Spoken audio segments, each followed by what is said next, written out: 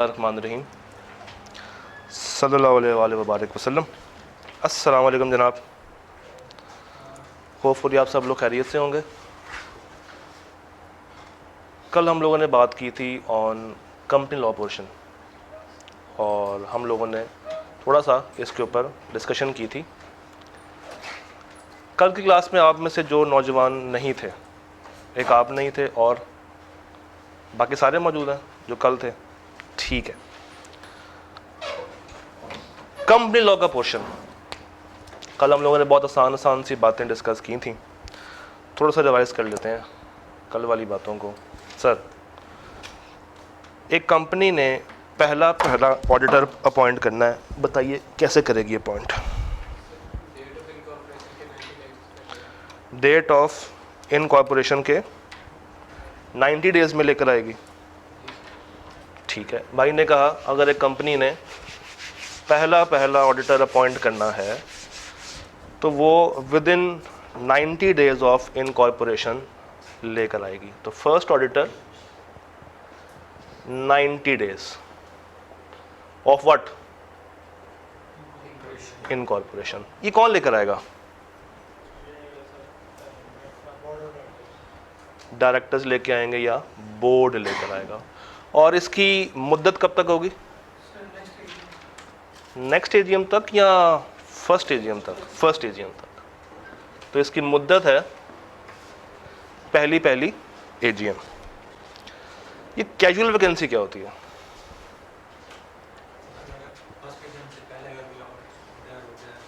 सिर्फ first AGM से पहले? कोई भी एजीएम से पहले अगर क्या हो जाए?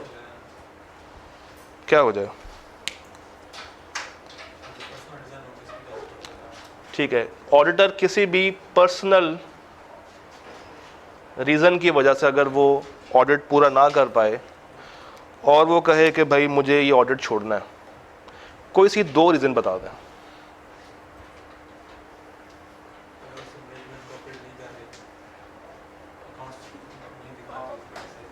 अच्छा, और इसके अलावा?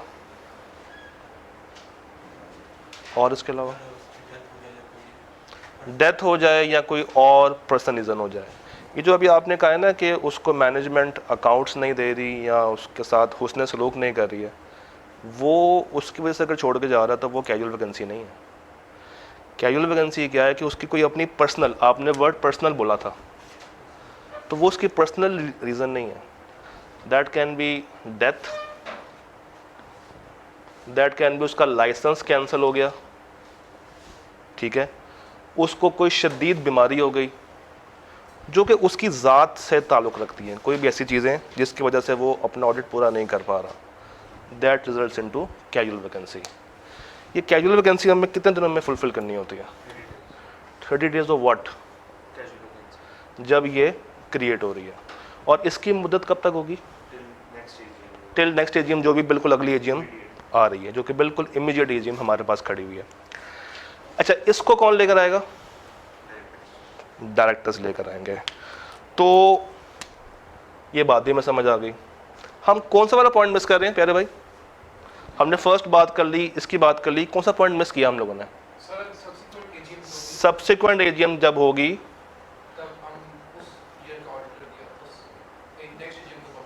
हर एजीएम के ऊपर पिछले वाला जाएगा और नया वाला आएगा, तो उसको क्या कहेंगे?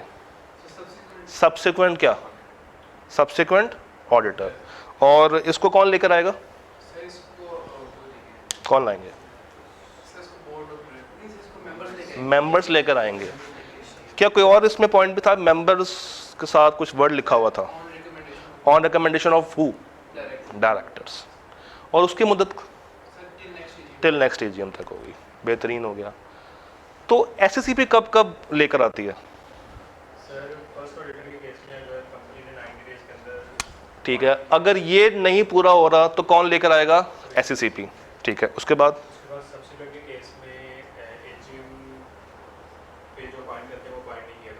सब्सिक्वेंट एजीएम के ऊपर जो सब्सिक्वेंट ऑडिटर ने आना था वो नहीं आया, तो कौन लेकर आएगा? ठीक है। उसके बाद थर्ड केस है कि कैजुअल वैकेंसी आई हुई थी और कंपनी ने 30 डेज के अंदर फुलफिल नहीं किया, लेकिन लेकर आए, तो कौन लेकर आएगा? 3 पॉइंट्स तो हमारे सामने हैं। चौथा पॉइंट क्या था? ऑडिटर इज, ऑडिटर बेचारा नहीं चाहता कि वो उस कंपनी का ऑडिट करे। मगर ऐसा क्यों होता है? क्यों एक ऑडिटर अपना दिल ख़राब कर बैठता है कि भाई मैं अनविलिंग हो गया हूँ, मुझे यहाँ का ऑडिट नहीं करना? ऊंचा ऊंचा बोलना। पिछले वाले ने उसको कुछ बातें ऐसी बता दी जिससे उसका दिल खट्टा हो गया। और कोई रीज़न? और कोई रीज़न? एक ऑडिट शुरू हो चुका है, ड्यूरिंग ऑडिट उसने कहा कि यार I am unwilling to act, मेरे से यहाँ पे इस हालात में काम नहीं हो रहा। कोई सी 2 मिसालें दे दें, क्या ऐसी रीज़न हो सकती हैं? मैनेजमेंट क्या नहीं कर रही? मैनेजमेंट कोऑपरेट नहीं कर रही। किस तरह से कोऑपरेट नहीं कर रही? जो इन्फॉर्मेशन मांग रहा है, जो बुक्स वगैरह मांग रहा है, वो उसको टाइमली प्रोवाइड नहीं की जा रही। एक और रीज़न दे दें, एक और रीज़न दे दें। मैनेजमेंट इन्वॉल्व है फ्रॉडुलेंट कामों में और ऑडिटर को रोक रही है इंफॉर्मेशन गेन करने से। ये तो यही बात होगी, कोऑपरेट नहीं कर रहे। कोई और बात?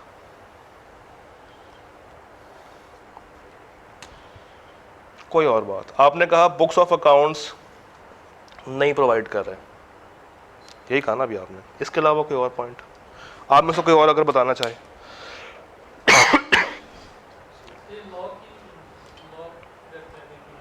क्या?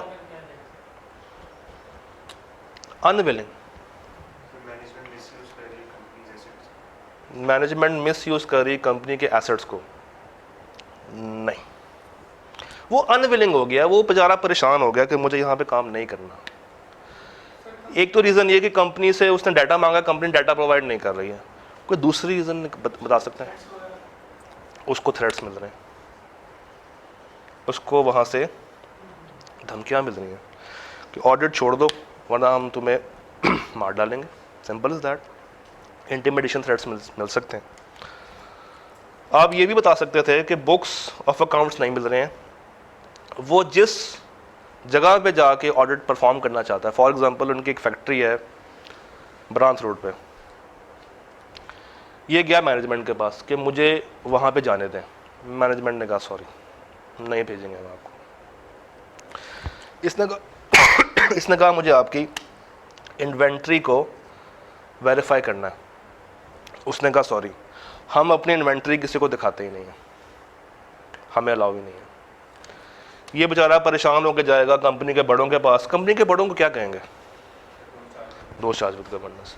ये बेचारा गया दोस्त चार्ज विद गवर्नेंस के पास, उनसे रिक्वेस्ट की कि सर मैनेजमेंट वाले मेरा अरसा हयात तंग कर रहे हैं, काइंडली उनको समझाएं कि मुझे मेरा काम करने दें। इन्होंने भी बात नहीं मानी, तो आप बेचारा क्या करें वहाँ पे? उसको ऑडिट छोड़ना पड़ेगा।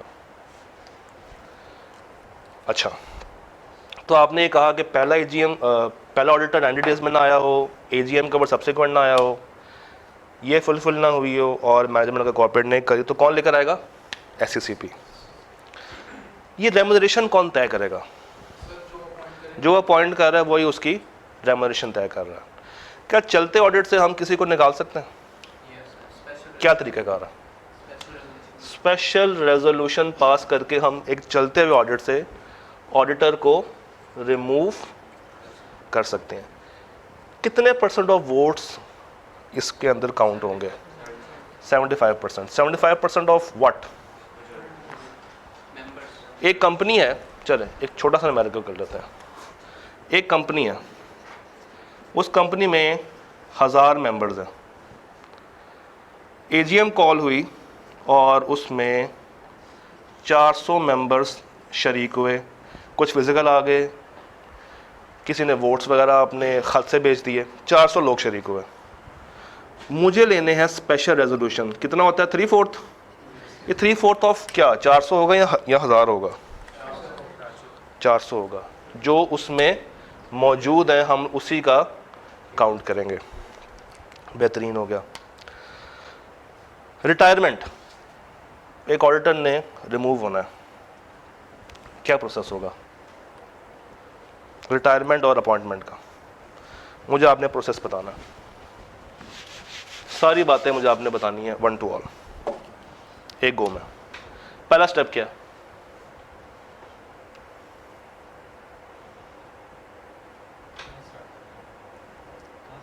कल आए थे ना, बातें कुछ ना कुछ तो याद होंगी, थोड़ी बहुत तो बातें याद होंगी।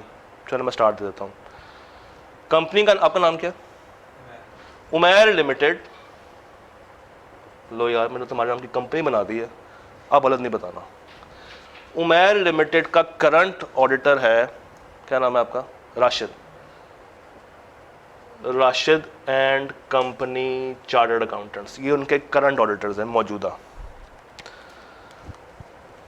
ये कंपनी चाहती है कि इसकी जगह पे हम लेकर आए Abdullah and company chartered accountants को। नाम। एक और फर्म है Umar and company chartered accountants, Qasim. एक और फर्म है Qasim and company chartered accountants. मौजूदा कौन से हैं? राशिद। ये मौजूद है और ये 3 हैं जो कि अपने नाम को बता चुके हैं कि हम एलिजिबल हैं, हम का काम कर सकते हैं। सवाल आपसे ये है कि ये जो 3 नाम हैं, ये नाम कैसे आए होंगे?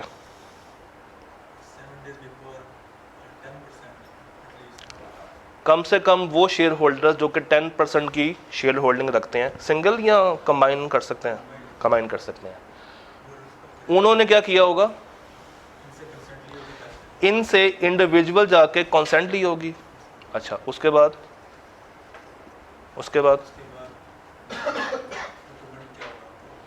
कंसेंट लेने के बाद इन्होंने कंपनी को बताया होगा कि भाई हम लोग ये 3 नाम, या इंडिविजुअली मिस्टर ए ने कहा ये, मिस्टर बी ने कहा ये, मिस्टर सी ने कहा ये, तो मिस्टर ए ने भी कंपनी को बता दिया, बी ने भी कंपनी को बता दिया, सी ने भी कंपनी को बता दिया। कंपनी को कितने टाइम पहले बताना चाहिए? 7 days बिफोर। तो जब कंपनी को पता चल जाएगा तो कंपनी फौरन से 2 काम करेगी। वो 2 काम कौन से होते हैं? सारे मेंबर्स को नोटिस भेज देगी। अगर वो सारे मेंबर्स को नोटिस देना शुरू हो गए तो 1000 मेंबर्स हैं टोटल नहीं, जो एलिजिबल है एजीएम के लिए, तो सारे ही। एजीएम तो हर मेंबर का हक होता है, चाहे उसके पास बेशक 1% की शेयर होल्डिंग क्यों ना हो। कंपनी ने 2 काम करने, वो 2 काम कौन से हैं? एक तो वो वेबसाइट पे फौरन से अपलोड कर देगी। अच्छा, अगर वो वेबसाइट पे अपलोड करेगी तो क्यों करेगी? और मेंबर्स को, तो जब मेंबर्स को यहां से पता चल रहा है तो फिर उनको नोटिस देने की जरूरत क्या है? लॉजिक बन रही है। तो दूसरा काम क्या है? नोटिस तो जाएगा, मगर किसको जाएगा? रिटायरिंग ऑडिटर को आप नोटिस भेज देंगे कि भाई तुम तकरीबन फारिग होने वाले हो। तो जब उसके पास ये नोटिस पहुंचेगा तो इसने भी एक काम करना है। वो काम क्या है? ये अपनी री-अपॉइंटमेंट का क्या? जो रिटायरिंग ऑडिटर है, हाँ, वो दोबारा अप्लाई कर सकता है, ये दोबारा कह सकता है कि भाई मुझे दोबारा से कंसिडर कर लिया जाए, अपनी कंसेंट दे सकता है। ठीक है, मगर अब एक डाउट है कि शायद ये ना रहे वहां पे। डाउट आ गया ना, क्योंकि इसके कंपैरेटर्स खड़े हो गए 3। ये क्या एक एक्स्ट्रा काम करेगा? एक रिप्रेजेंटेशन बनाएगा। क्या बनाएगा? इसका हमने कल एक नाम रखा था, मुझे क्यों निकालना। और ये कंपनी को कब भेजेगा? एजीएम से कम 2 दिन पहले। इस खत में क्या क्या होगा? जो पूरे साल उसके साथ बुरा सलूक हुआ है, वो सारी कहानियां वो यहां पे बता रहा होगा। मेरा आपसे एक सवाल है, ये खत वो कंपनी को भेज रहा है एजीएम से 2 दिन पहले, कम से कम 2 दिन पहले, और यही खत उसने उस एजीएम में पढ़ के भी सुनाना है। आपके ख्याल में जब ये खत कंपनी के पास जाएगा तो कंपनी वाले इस खत को खोल के पहले पढ़ेंगे? पढ़ सकते हैं ना? तो अगर वो पढ़ें और उनको अपनी ही के खिलाफ बुराइयां वहां पे मिल रही हों, तो क्या उसको अलाउ करेंगे कि तुम एजीएम के ऊपर भी ये ख़त पढ़ के सुनाओ, वो मैंडेटरी है, कंपनी उसको रोक नहीं सकती है। अगर कंपनी ने ये लेटर पढ़ भी लिया है एजीएम से पहले, क्योंकि 2 दिन पहले जा रहा है उनके पास, अगर उसने पढ़ भी लिया स्टिल वो एजीएम के ऊपर ये पढ़ के सुनाएगा, चाहे उसमें कुछ भी लिखा हो, कंपनी उसको रोक नहीं सकती। ऑडिटर खुद, क्योंकि ऑडिटर ने ही वो ख़त पढ़ना है, ऑडिटर ने ही वो ख़त पढ़ना है, किसी और ने नहीं पढ़ना। ऑडिटर या उसका कोई नुमाइंदा वहाँ पे बैठ के ये ख़त पढ़ रहे होंगे। इस टाइम ये करने का फायदा तो कैसे क्या होगा, क्योंकि एजीएम की बात हो खत्म नहीं हो सकती। इन्होंने अपॉइंट नहीं होना, या शायद यही वापस आ जाए। तो हर आने वाले को पता होना चाहिए कि पिछले वाले के साथ क्या सलूक हुआ।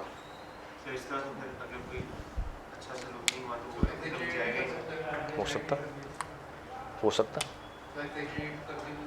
एग्जैजरेट भी कर सकता है, शायद वो कंपनी को डीफेम कर रहा हो, शायद वो कंपनी को डीफेम करना चाह रहा हो, तो ठीक है कर दे, कंपनी उसके खिलाफ कार्रवाई शुरू कर देगी, कंपनी उसके खिलाफ कार्रवाई कर सकती है अगर वो वाकई में डेफेमेटरी की तरफ जा रहा।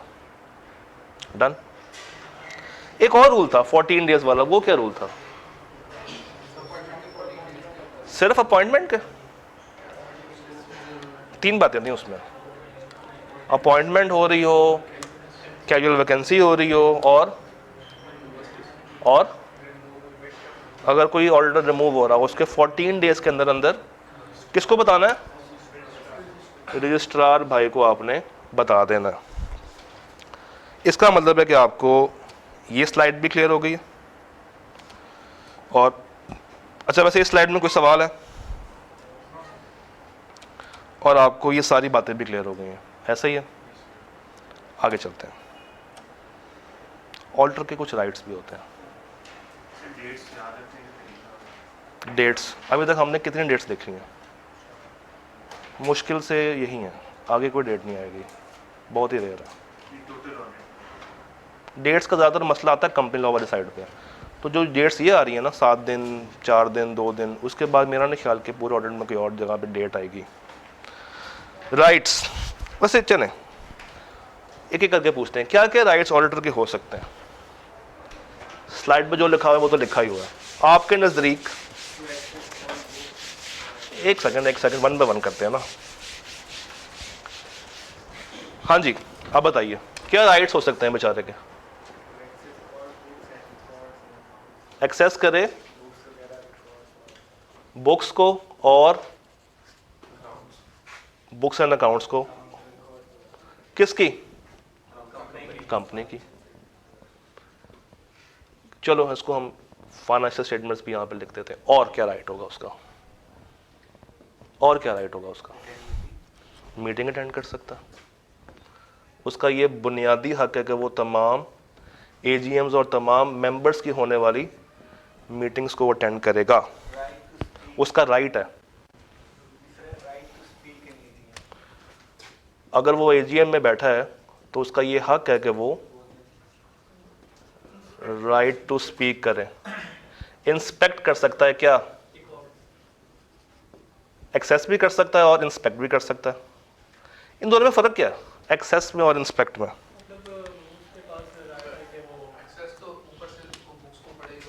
एक्सेस है कि उसके पास उस बुक्स तक पहुंचने की ताकत है, उसकी खोलना, उसको पढ़ना, उसमें से कोई एक्सट्रैक्ट निकालना, किसी पेज को फोटोकॉपी कराना, उसको इंस्पेक्ट करना, ये अलग बात है।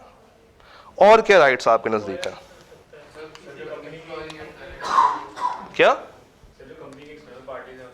कंपनी की एक्सटर्नल पार्टी से वो कंफर्मेशन ले सकता है।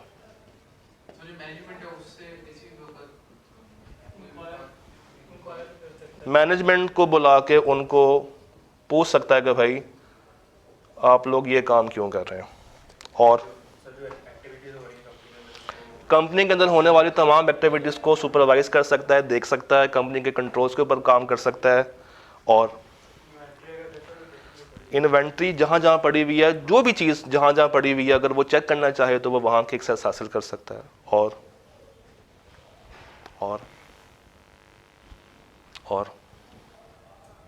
बस खत्म। चलें, एक कंपनी है, कंपनी ए, आपने कहा अगर एक ऑडिटर इस कंपनी को ऑडिट करने के लिए आ रहा है तो उसके पास ये सारे राइट्स होंगे, ऐसा ही है? ऐसा ही है। इसकी एक सब्सिडरी भी है कंपनी बी, क्या ये सारे राइट्स इस सब्सिडरी पे अलाउ होंगे? होंगे। यानी कि जितने पॉइंट्स मुझे आपने बताए हैं, अगर हम इसको एज इट इज रेप्लिकेट कर लें और आगे एक वर्ड ऐड कर दें, उसकी सब्सिडरी के लिए भी ये एप्लीकेबल है, तो कितने पॉइंट्स बन जाएंगे मेरे पास? 12। मजे की बात यह है कि आईकैप ने इस दफा यहां से सवाल पूछा था, उसको पूरे चैप्टर में से जो चीज वाहिद अच्छी लगी वो ये लगी, उसके पास इतना टाइम नहीं था कि वो बैठ के सोच के कोई सिनेरियो निकाल ले। तो उसने क्या पूछा? उसने पूछा था कि बताइए एक ऑडिटर किस किस से इंफॉर्मेशन हासिल कर सकता है। तो ये 5 बातें उसने पूछी थी, गालिबन शायद 5 ही मार्क्स थे। किसके पास पढ़ा हुआ पेपर? रिसेंट पेपर पढ़ा हुआ किसी के पास? अगर है तो मुझे दिखाइएगा। इस किताब में होगा, 11th एडिशन में होगा, देखा ना? अभी देख लेते हैं। आईकैप ने रिसेंटली, बिल्कुल रिसेंटली सवाल किया 4 नंबर के लिए। क्वेश्चन नंबर 7 का part B, under the provisions of the companies act 2017 list the persons from whom the auditor has a right to require such information or explanation as he thinks necessary for the performance of his duties as the auditor। तो ये हैं वो लोग जिनसे वो information मांग सकता है। इससे हमने एक सीख सीखी है। अक्सर बच्चे राइट्स को और ड्यूटीज़ को कहते हैं यार ये तो ठीक है पढ़ ली है, मगर इस दफ़ा एग्जामिनर ने वो एरिया टेस्ट कर दिया जो कि इतना ज़्यादा टेस्टेबल नहीं था।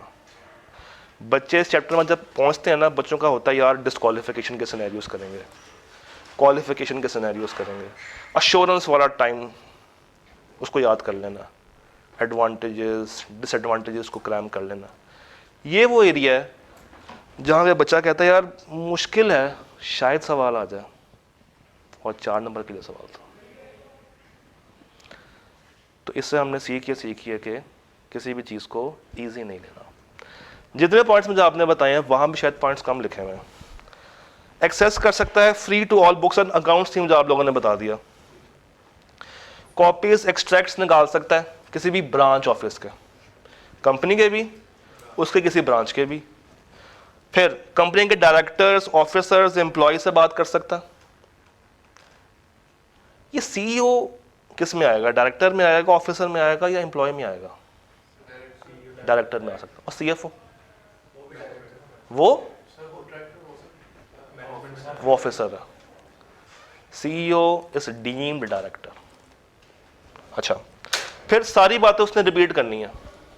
पहले वो कह रहा है कंपनी, फिर वो सारी बातें वही ऑफिसर, एम्प्लॉय, ऑडिटर, किसका? सब्सिडरी का। उसका ये भी राइट है कि वो एजीएम को अटेंड करे, तमाम नोटिस उसको मिले और उसको मीटिंग के अंदर सुना भी जाए। तो इस स्लाइड से कोई सवाल? पक्की बात? किसी भाई का इस स्लाइड से कोई सवाल? हाँ, तो आप इस दफा शायद ना आए, है ना? यही पॉइंट है ना? कहाँ लिखा हुआ है? आईकैप को कभी हल्का ना लेना। कितने पेपर पास हो गए? सारे पास हो गए ना? सिर्फ कैफेट रहता है। हाँ, क्या रहता है? सारा ग्रुप ही रहता है। हल्का ना लेना। पता है शायद बच्चे 4 नंबर की वजह से फेल हुए हों, 46 पे, 44 पे, 42 पे, और आईकैप बच्चे को धक्के से पास कर रहा होता है। उसको बार बार उसके पेपर को इवेलुएट करता है। जो 47 पे रहता है, 46 पे रहता है, उसकी कोशिश होती है कि उसको पास कर दे, मगर जब बच्चा ही पास होना ना चाहे तो फिर आईकैप भी बेचारा कुछ नहीं कर सकता। अच्छा जी, ये कॉस्ट अकाउंट्स किसे कहते हैं? बचपन में आप लोगों ने सीए में पढ़ा होगा। ये कॉस्ट अकाउंट्स क्या होते हैं? इसको छुपाते हैं। हाँ, हर कंपनी बनाती है?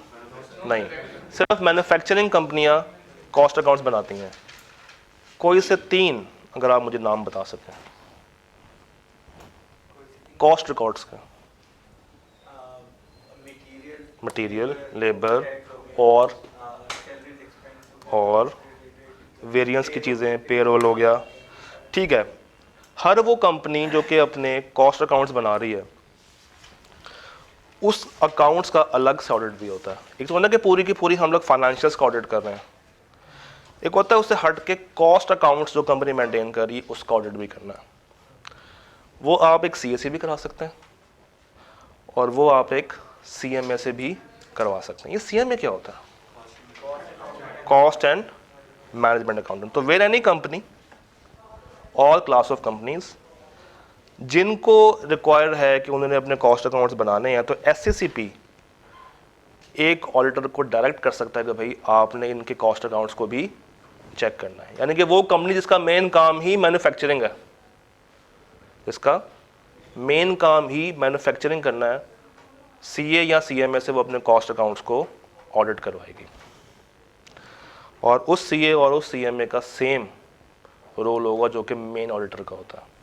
Same powers, same responsibilities, same right. Done. यहां से बैकएंड में सवाल पूछा हुआ, अभी देखते हैं। एक काम करें, ये ड्यूटीज आ रही हैं आपके सामने, ये जरा 5 मिनट लगाएं, उनको पढ़ें, सामने से पढ़ लें। उसके साथ एक हेडिंग पे कुछ चीज़ लिखी हुई मैंने, ये रीड ओनली है, एक दफ़ा पढ़ लें, छोड़ना कुछ भी नहीं है।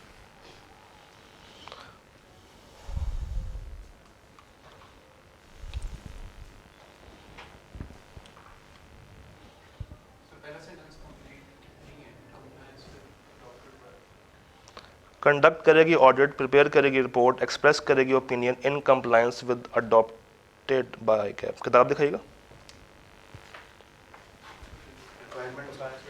कुछ लिखा होगा किताब में, रिक्वायरमेंट्स, हाँ सही कह रहे हैं।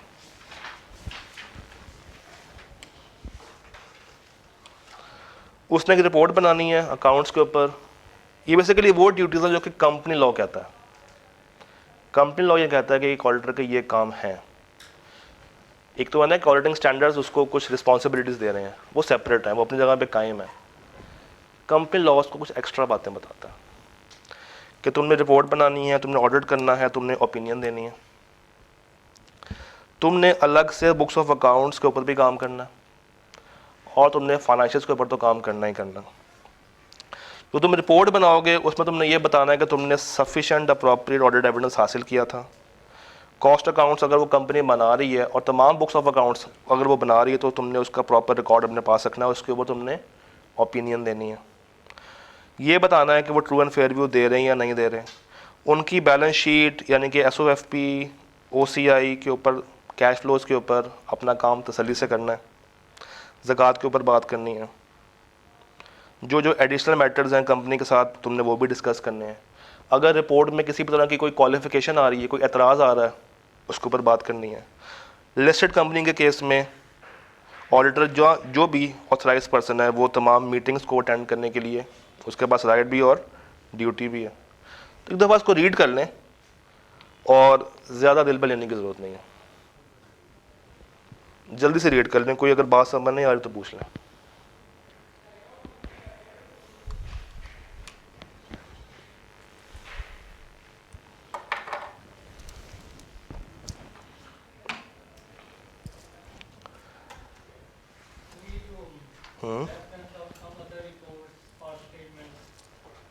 कोई भी रिपोर्ट अगर कंपनी लॉ कह दे, कंपनी लॉ कहता है कि आप जब ऑडिट करने के लिए जाएंगे तो आपने ये भी इंश्योर करके आना है कि कंपनी जो है वो ग्रीन क्या कहते हैं, ग्रीन फील्ड्स या जो मौसमाती तब्दीलियाँ होती हैं, क्या कंपनी पोल्यूट तो नहीं कर रही अपने इन्वायरमेंट को, तो आपको बताना पड़ेगा। कोई भी काम जो कि एक्स्ट्रा कंपनी आपसे, गवर्नमेंट आपसे कह दे, आपने उसको पूरा करके आना है। कोई और बात क्या?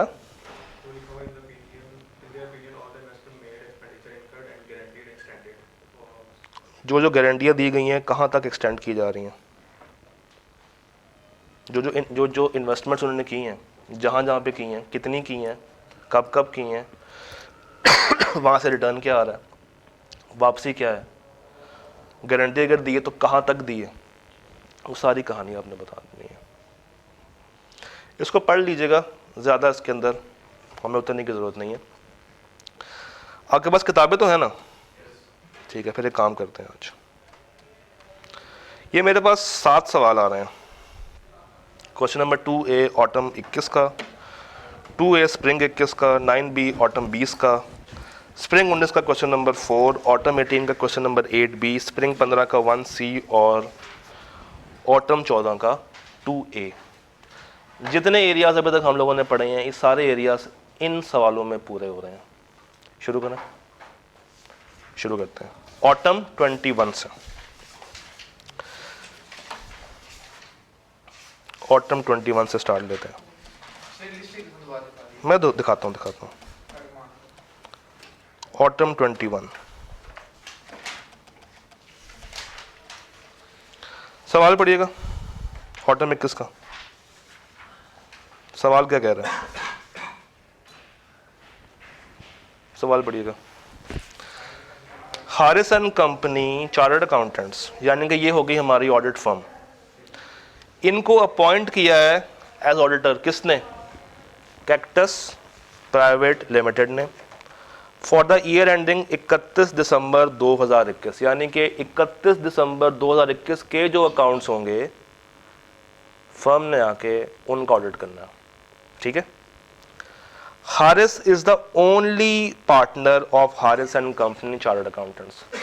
पूरी फर्म का एक ही पार्टनर था जिसकी डेथ हो गई है कब? 5 सितंबर को। No other auditor has yet been appointed by CPL।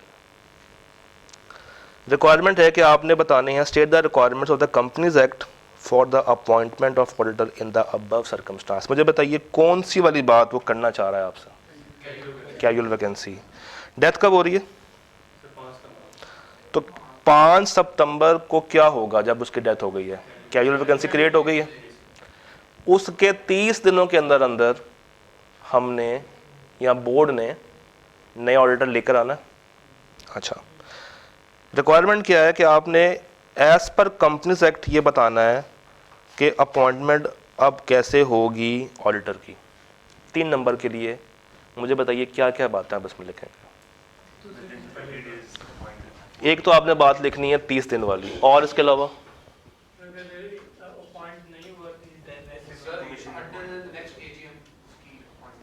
उसकी अपॉइंटमेंट रहेगी कब तक? नेक्स्ट AGM तक, यानी कि जो भी AGM बिल्कुल करीब खड़ी हुई है वहां तक।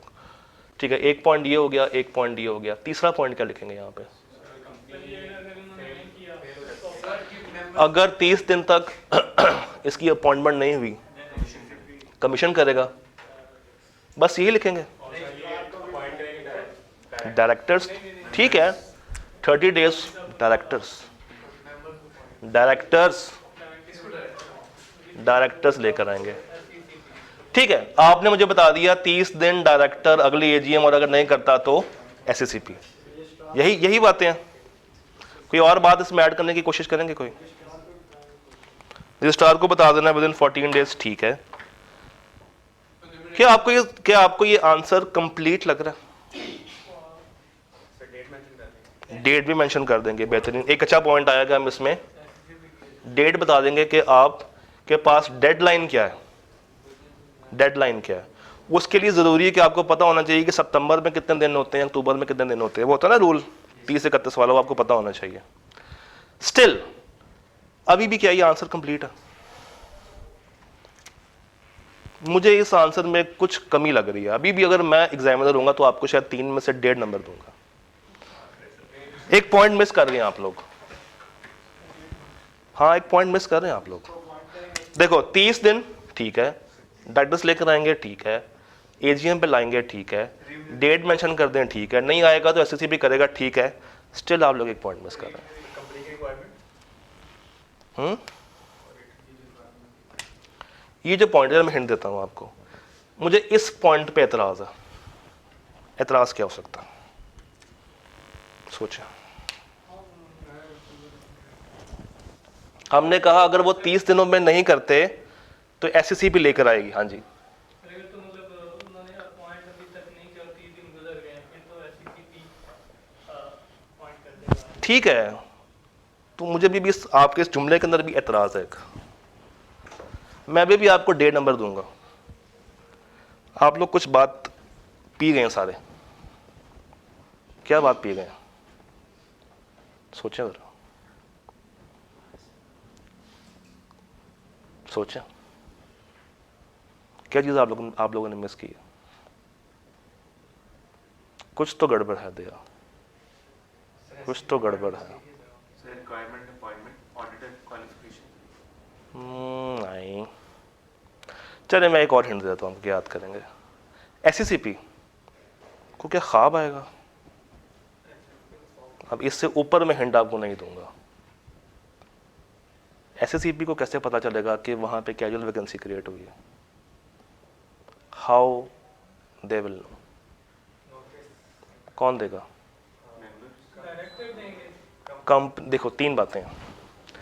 या तो SCCP अपने मोशन पे खुद ही से उठे जागे और 30 दिन वाला रूल को फॉलो करते हुए अगर उन्होंने पॉइंट नहीं किया तो अगला बंदा ले आए, या कंपनी के मेंबर्स जाके इनको बता सकते हैं, इनको, कि 30 दिन गुजर गए हैं, अभी तक बंदा नहीं आया, काइंडली हमें बंदा अपॉइंट करके दे दें।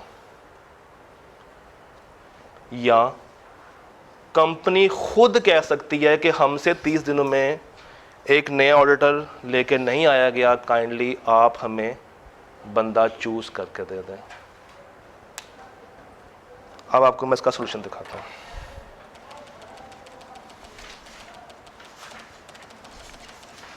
ये वो गलतियां जो कि हम कर रहे हैं और लिटरली फिर उसके बाद हम लोग पछता रहे होते हैं।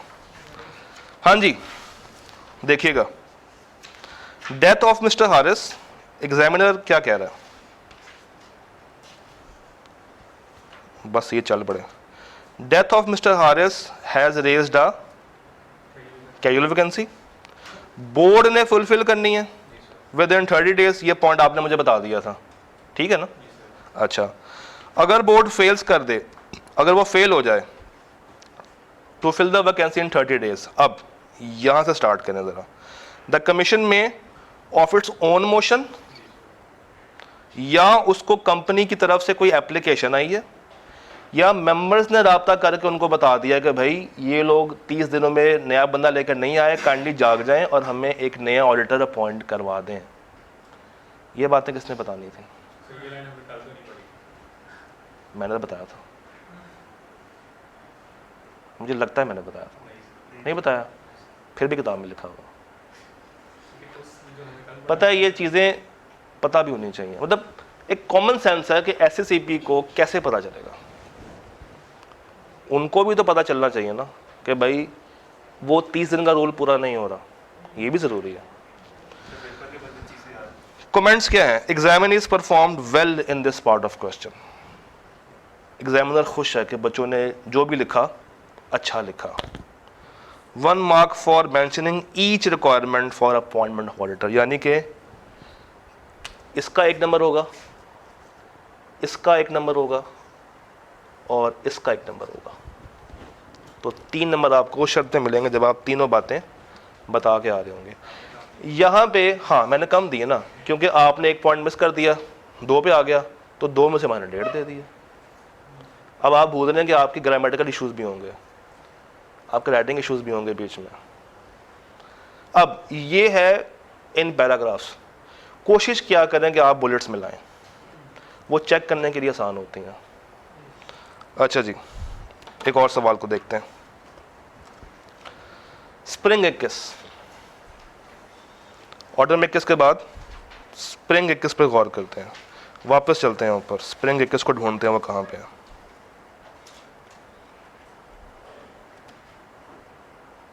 स्प्रिंग 21 ये आ गया। पोल का डॉट्स, सलमान भाई और पोल का डॉट्स की कहानी। अच्छा, कोशिश किया करें कि पहले रिक्वायरमेंट को पढ़ लें। In the light of companies act, briefly explain the process that Salman should follow in the above situation. Salman should follow. Also discuss the requirements that PL should follow.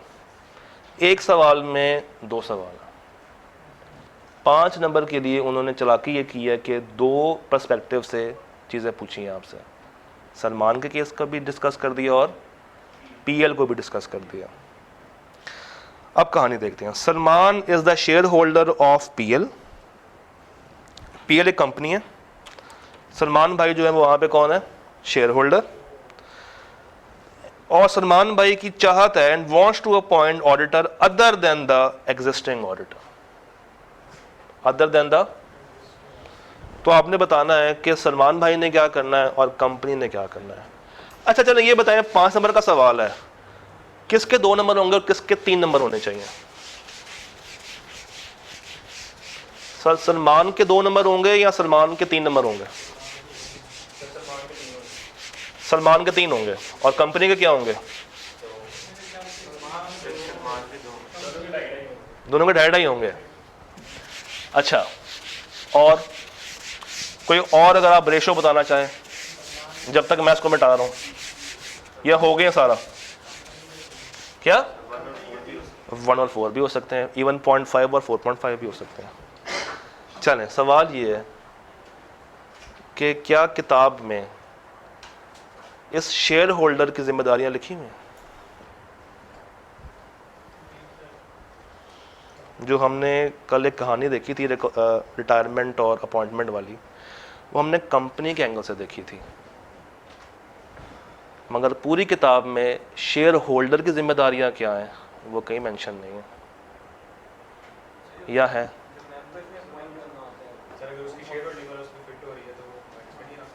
वो उसकी जिम्मेदारी नहीं है ना। सवाल क्या है? प्रोसेस। सलमान क्या करेगा? क्या करेगा सलमान अगर उसने एक नया ऑडिटर लेकर आना है कंपनी में? सबसे पहला काम है कि वो उसकी कॉन्सेंट लेगा। और ये तो एक पॉइंट हो गया ना। और उसकी शेयर होल्डिंग है या नहीं है, क्योंकि पूरे सवाल में शेयर होल्डिंग उसने कहीं भी मेंशन नहीं की थी। तो कितने % शेयर होल्डिंग होनी चाहिए? और अगर उसके पास अकेले के पास ना हो तो वो मिला के लेगा।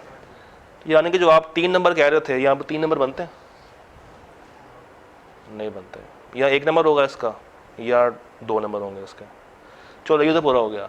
कंपनी क्या करेगी? कंपनी को जैसे ही किसकी तरफ से आएगा नोटिस? ठीक है, कंपनी को नोटिस आ गया, ये कंपनी है। AGM से 7 डेज पहले उसने कंपनी को बता देना, कॉन्सेंट लेके बताना है। ये जिम्मेदारी किसकी है? शेयर होल्डर यानी कि सलमान भाई की। उसने कंपनी को बता दिया, अब कंपनी क्या करेगी? कंपनी ने सबसे पहले वेबसाइट पे जाना, कंपनी ने रिटायरिंग ऑडिटर को बता देना है, और बस खत्म। कुछ और नहीं करेगी कंपनी।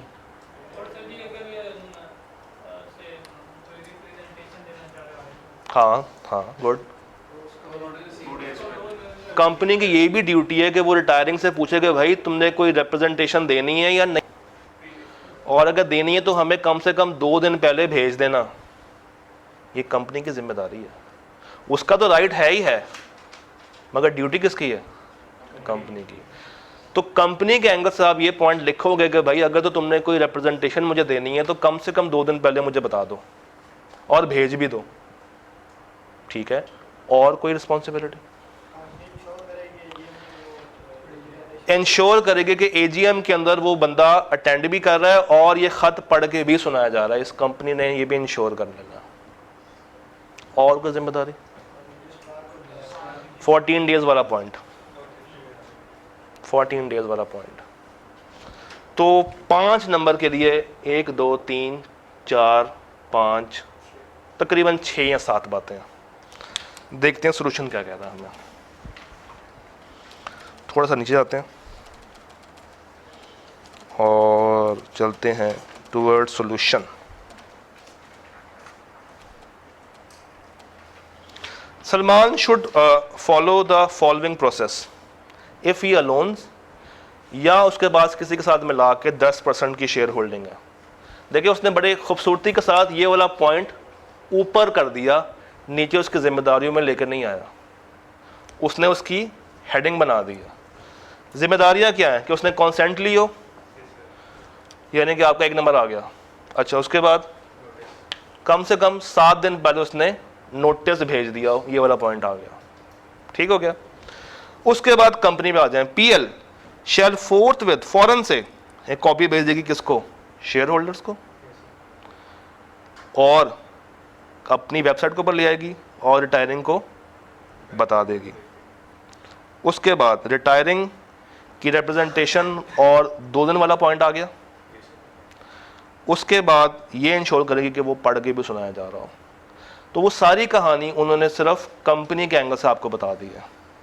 अब अगर आपने लगाया हुआ रट्टा और आप वही रट्टा उठा के यहाँ पे लिख देंगे तो दाल तो नहीं गलेगी, क्योंकि आपने उसकी वर्डिंग चेंज करनी है।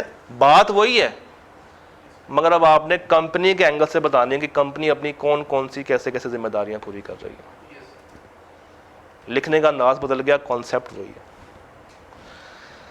एग्जामिनर कहता है बच्चों ने रट्टा अच्छा मारा हुआ था, उन्होंने फिर भी अच्छा परफॉर्म कर दिया, अप टू 1 मार्क उसने 2.5 दिए हैं,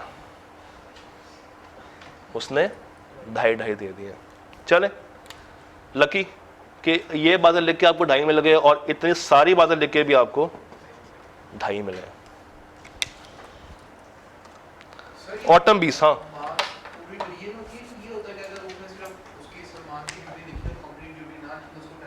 तो आपको 2.5 में से शायद 1.5 मिल जाए, 1 मिल जाए। वो आगे डिपेंड करेगा कि आपने लिखा कैसे है, आप उसको राइट कैसे कर रहे हैं, आपकी ग्रामेटिकल मिस्टेक्स कितनी है, आपने बुलेट्स का यूज़ किया या नहीं किया, आपने अपनी बात प्रॉपर कन्वे की या नहीं की। आगे चलते हैं ऑटम 20 पे। ऑटम 20, अच्छा जी,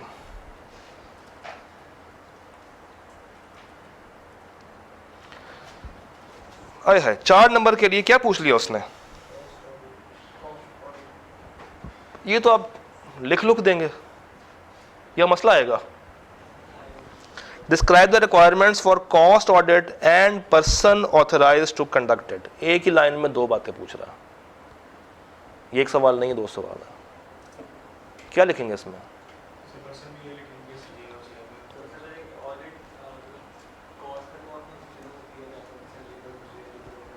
और उसके बाद बता देंगे कि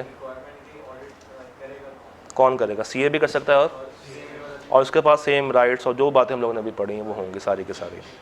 इसका मतलब ये है कि आपको अगर ये 4 के 4 नंबर हासिल करने हैं तो फिर आपको एक काम करना पड़ेगा, आपको ये सारी बातें लिखनी पड़ेंगी इन 4 नंबरों के लिए। आपको 4 लाइनें या 5 लाइनें एज इट इज़ लिखनी पड़ेंगी। ये जो मैंने रेड और येलो किया हुआ ना, ये वो की पॉइंट्स है जो कि आपको कम से कम लिखने चाहिए। मतलब ये वाले नाम तो या ये वाली वर्डिंग्स या ये वाले जार्गन्स कम से कम आपके सोल्यूशन में मौजूद होने चाहिए। उसके आगे पीछे लेफ्ट राइट की अंग्रेजी आप थोड़ी बहुत एडजस्ट कर सकते हैं। Am I clear?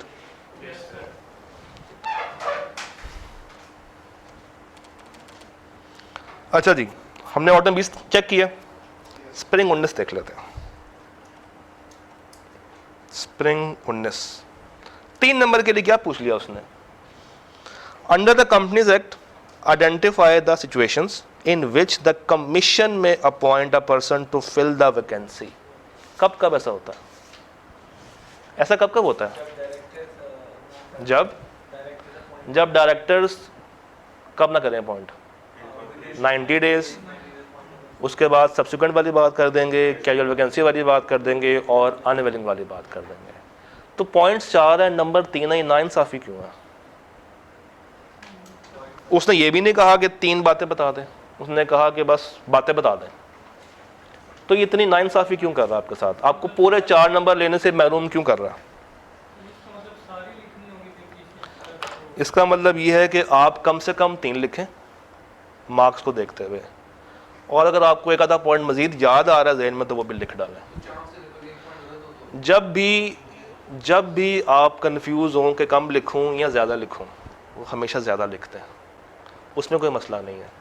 कम लिख कर आएंगे परेशान रहेंगे कि मैं ये बात भी कर देता, फिर जो लिखा भी होगा ना आपको उसके ऊपर भी कॉन्फिडेंस नहीं आ रहा होगा। डन। हमने कितने सवाल कर लिए? कितने रह गए हैं? होमवर्क है ये आपका? नहीं, आपके पास वही आ रहा होगा। दिखाएं, चेंज आ रहा स्प्रिंग 19 में हूँ यार, क्या कर रहे हो? ऑटोमेटिक वाला आ रहा है।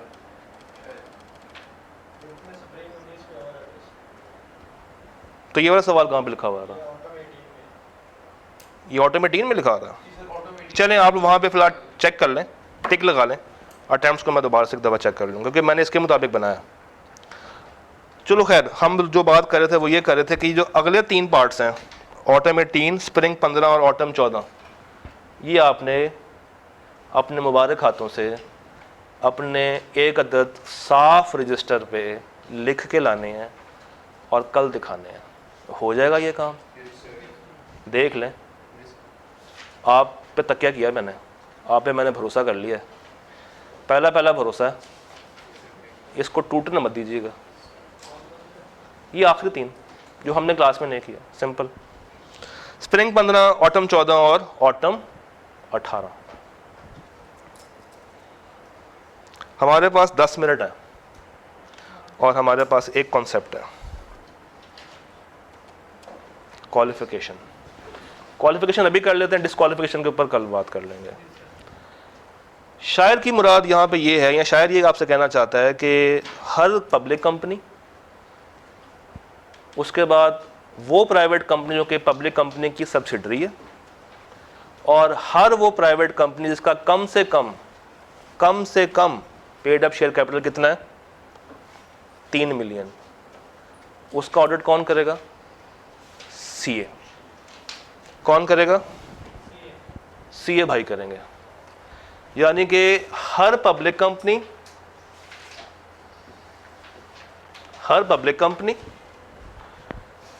इसका कौन करेगा? सीए। एक कंपनी अगर वो पब्लिक नहीं तो वो क्या होगी? वो प्राइवेट होगी। उसने कहा प्राइवेट सारी नहीं, मज़ा नहीं आया, सारी नहीं, डिवाइड कर देते हैं। हर वो प्राइवेट कंपनी जो कि इसकी क्या है? सब्सिडरी, कौन करेगा? सीए। उसने कहा अभी भी मज़ा नहीं आया। हर वो प्राइवेट कंपनी जिसका पेड अप शेयर कैपिटल कम से कम कितना है?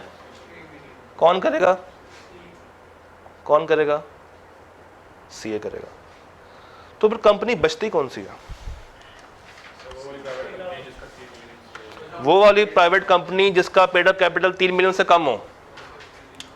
आपकी लाइन के मुताबिक हर वो प्राइवेट कंपनी जिसका paid up share capital 3 million से कम होगा और वो सब्सिडरी भी ना हो। ये दोनों पॉइंट्स पूरे करने हैं। कैपिटल भी 3 मिलियन से कम हो और वो सब्सिडरी भी ना हो। किसकी भला? इस पब्लिक कंपनी की। तो उसके लिए किसको चुना गया? उसके लिए भी सीए को ही चुना गया, मगर साथ सीएमए को भी ऑप्शन दे दिए कि भाई इनसे तो आप करवा ही सकते हैं, इनको भी चेक कर लें।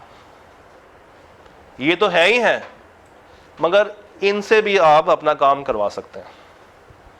आपसे एक सवाल पूछता हूं, आपने कैफ 7 तो पढ़ा होगा, पढ़ा है ना कैफ 7? क्या हर कंपनी के ऊपर ऑडिट करवाना फर्ज है? जिसका पेड अप कैपिटल 10 मिलियन नहीं है, 1 मिलियन। 1 मिलियन से ऊपर वाली कंपनी के लिए मस्ट है, 1 मिलियन से कम वाली के लिए मस्ट नहीं। तो पहली 2 लाइनों में कोई मसला क्लियर है? ये कब पता चलेगा कि एक कंपनी एक फर्म सीए फर्म है या नहीं है? हमें कैसे पता चलेगा? एक फर्म है, यहां लिखते हैं, फर्म का नाम है Rashid and company chartered accountants. इसके अंदर 10 पार्टनर्स हैं, 6 पार्टनर्स आई कैप वाले, 4 पार्टनर्स एसीसी के बैठे हुए हैं। क्या ये फर्म सीए फर्म कहलाएगी? क्यों कहलाएगी? मेजॉरिटी की क्या रेशो होगी? हम किस चीज को मेजॉरिटी कहेंगे? 50 से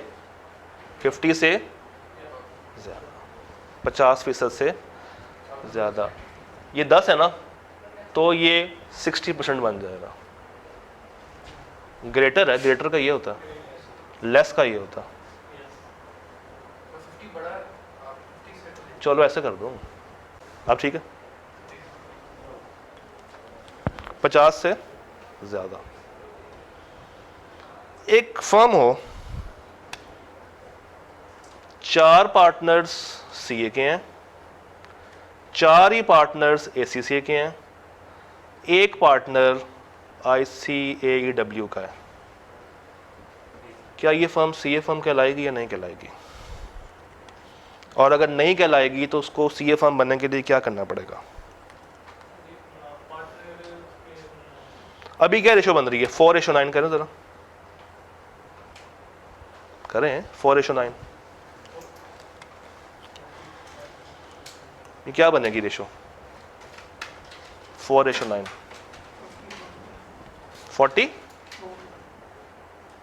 44 पॉइंट भी कुछ आ रहा। ये 50 से तो कम हो गई है।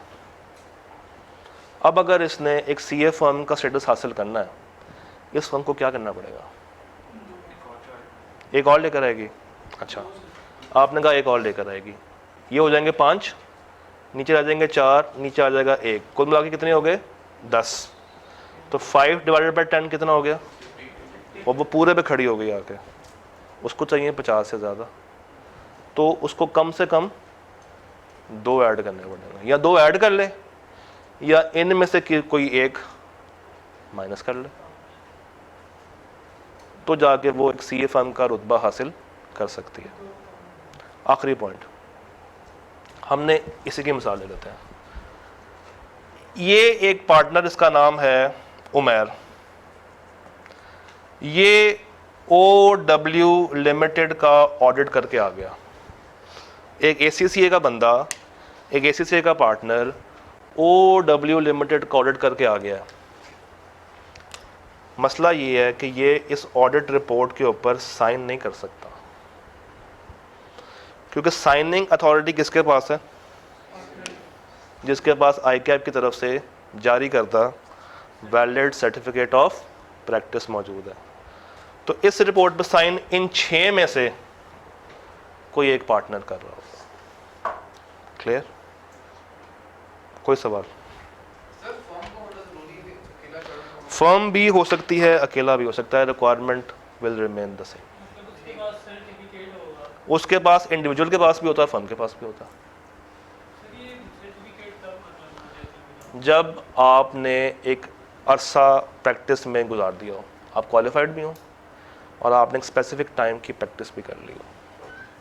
टाइम ड्यूरेशन वगैरह नहीं। सर्च करके आनी है आपने, कुछ काम खुद भी करें, लिख लें, लिखें, होमवर्क लिखें कि कब आपको वो स्टेटस मिल जाता है जब आप सर्टिफिकेट और प्रैक्टिस हासिल कर सकते हैं। आप डे 1 पे थे? डे 1 पे थे आप? नहीं। हमने याद है डे 1 पे कसम खाई थी, याद है वो कसम कि हम कुछ काम रिसर्च वर्क भी करेंगे साथ। तो चलें, अच्छा कि आपने सवाल पूछ लिया, ये रिसर्च करके आनी है। डन? कोई और सवाल? That's it. अब वो 3 सवाल आपने करके आने हो जाएंगे। चलो जी, अल्लाह हाफिज़।